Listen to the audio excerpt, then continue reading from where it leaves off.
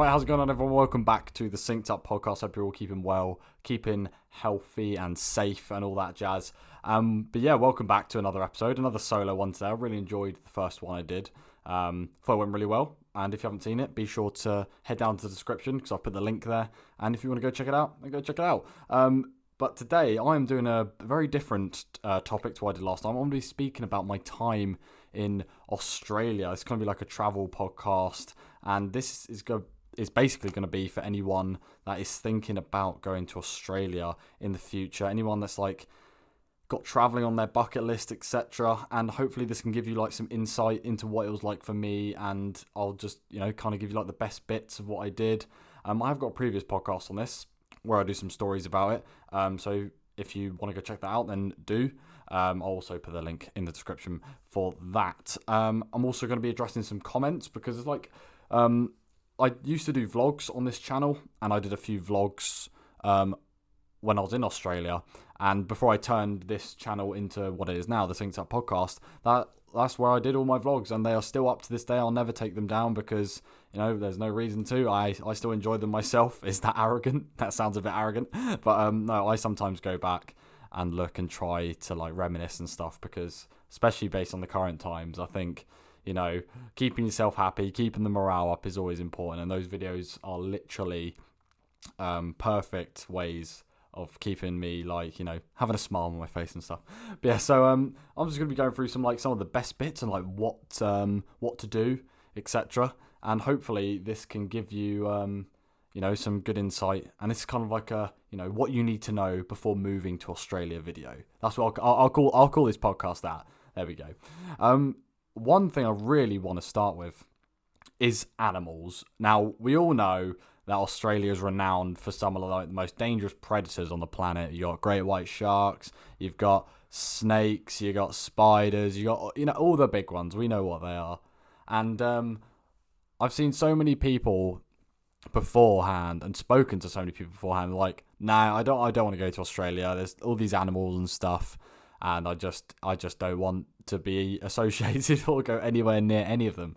And you know what? It's not a terrible comment. It's a fair comment. I mean, if you hate that sort of thing, then yeah, I actually would say don't go to Australia because you do see those things. We saw spiders, we saw snakes, we saw sharks, we saw everything there. But what I need to make very, very clear, and it's very, very important, is how many of these predators we actually saw. Now, I was in Australia for 6 months, a 6-month period. And in that 6-month period, I saw, I think, 3 snakes, maybe. 3. So I saw one at the beginning of our tour because we went to this base camp that was like a few hours away from Sydney. We did like a few days there and we did like soundboarding and all this sort of cool stuff. And one night they had like this guy come in with like these boxes and boxes of like lizards and snakes and stuff. So the first snake I ever saw in Australia wasn't even a wild one. It was technically a pet. And then the second one was on the Whitsunday Islands. No, the second one was in a town called 1770. It had a population of like, I don't know, it was like 77 people or something. It was absolutely tiny. That's not a word. Tiny. So I saw one there. I was on FaceTime and I just, saw one. And then the third time was on the Whitsunday Islands when we saw this like tiny green python.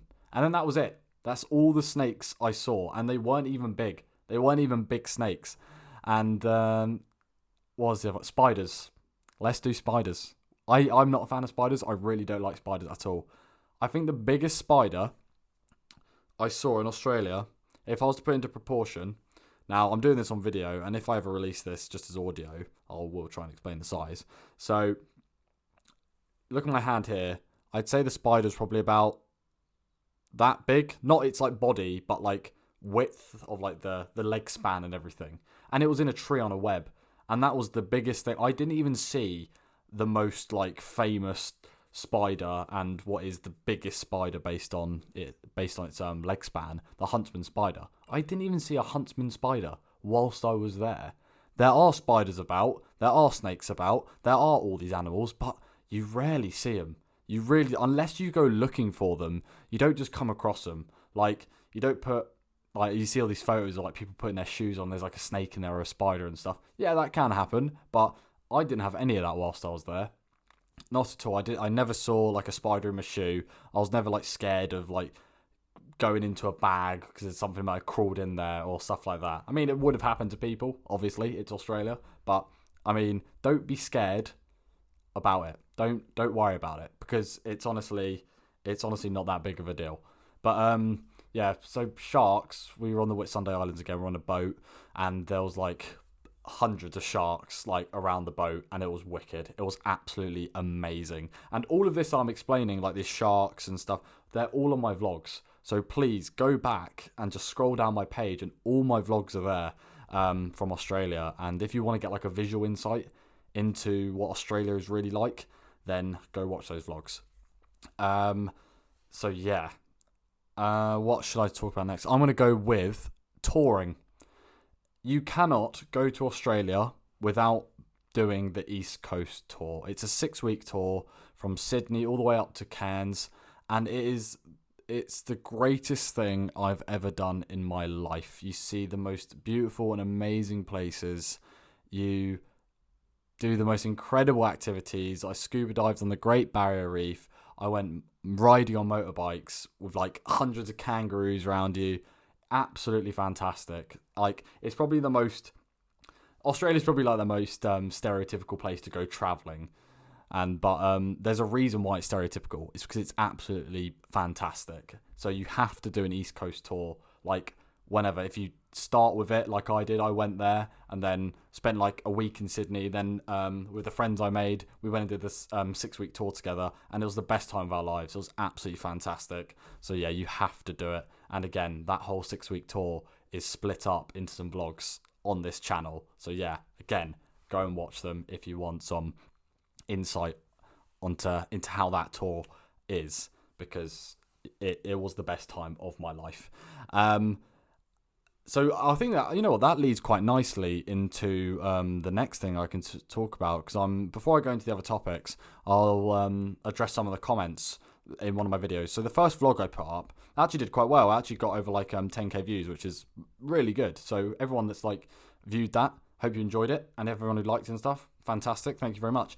Yeah, I did like a scan of the comments before making this video, and the most common one was people asking me, oh, I'm thinking about traveling, I'm thinking about going to Australia, and every single person got the same reply for me. And if you're listening and seeing this podcast before seeing that vlog, and you've got the exact same question, like, oh, I don't know, like, I'm not sure, I want to do Australia, what's it like? I cannot recommend going to Australia more. It is the best country I've ever been to in my life. It was an absolute privilege to live there, and I miss it every single day. So that answers that question. And probably the joint first, like most frequent comment on that video was like, I'm worried about leaving my family and friends and stuff. And it all depends on the type of person you are for this one. Because for me personally, I didn't struggle at all with like moving away from friends and family. Not because I have a terrible home life or anything like that, but I was just so eager to go. And it's a big thing, solo traveling. A lot of people were commenting saying, oh my God, you went on your own, that's like terrifying, what's it like? Like, I don't think I could do that. And you'd be surprised, I think, because solo traveling, the thought of it can be quite daunting. You turn up, obviously I turn up in a massive country that I'd never been to before, not knowing which way to cross the street. Literally, everything's different. Well, not everything's different, but it's a brand new place. It's a brand new experience. And, you know, you're going into hostels on your own with like random people in your room and stuff. And it is like the thought of it is terrifying. But those hostels, they are the best place when traveling to meet people. And you make friends like that instantly. Like, not everyone's friendly, but a lot of people, most people are friendly. And if you're an outgoing person, you're like quite confident to go and speak to people, you'll get on perfectly with it. And luckily for me, I'm quite outgoing and confident. But if you're not, if you're a bit more like, not like a recluse, but like if you're a bit more shy or anything like that, then still don't be worried about it, because there will be other people that are in the exact same boat, your shoes. They're literally doing the exact same thing as you, and they'll be worried as well. But once you start talking to people, once you get like a bit comfortable, you make friends within a day. And some of the friends that I made in Australia are going to be my friends for life, and I talk to them all the time. And that's just how it went for me. And I'm 100% sure that if any of you do what I did, the exact same thing will happen to you. You will make friends for life, and within a day or two, you'll be loving it. You'll be absolutely loving it, and that I can assure you of. So yeah, I hope that gives you like a confidence boost if you've been thinking about or been a bit worried about like going or not. And yeah, if you're concerned about solo traveling. Next one I'm going to do, so we've done animals, I'm going to do nightlife. Now, Australia is probably one of the best places for nightlife that I've ever experienced.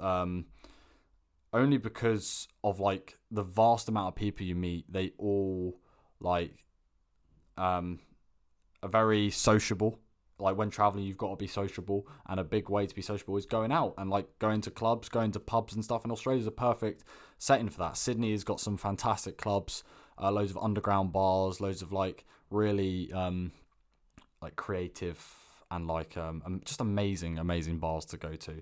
And all the way up Australia, we went to some fantastic pubs, some fantastic bars and stuff, great food, and the nightlife was fantastic. I personally, I don't think I did enough going out after my tour. Like on the tour, I went out a lot, did a lot of drinking and stuff like that. But when we moved to Sydney and I was working, I went out a lot less, and that's kind of my only thing that I regret, that I didn't actually like probably go out more.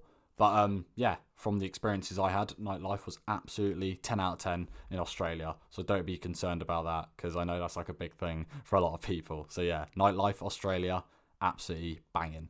And yeah. Oh, you know what I will do actually, continue on the nightlife. One of the most important things on a night out is the food at the end, right? Whether it's your kebab in the evening, your Mackies or whatever. Australia may have the best post-drunk, like end of the night food options going, and I have to give a shout out to Burger King for one. I'm not a big fan of Burger King, but in Australia, it's not even called Burger King in Australia, it's called Hungry Jack's. The Hungry Jack's in Australia at like 2 a.m. when you're like going home, they've got this incredible meal deal where you're getting a burger, chips, ice cream, drink, and something else for like $3.50. It is absolutely amazing. So yeah, good scran for a post night out adventure. So yeah, definitely do that. But I think that's where I'm going to leave it for this one. I will do some more Australia podcasts. Just let me know down. Like if you've got any questions that you want me to cover, drop them down in the comment section, and hopefully I can help you out, and I'll do another podcast. You know, if you want to know any more stories, anything more about the tour that I did, there's so much more I've got to tell you. I can tell you about the activities I did, but yeah, we can save that for another podcast. Just let me know down in the comments, guys. Sorry. I'm struggling to speak again. I don't know why I started a podcast. But yeah, that's it from me, guys. Drop a like if you did enjoy. And if I do ever release this on audio, hope you enjoyed it. Yeah, take care, guys. Until the next one, goodbye.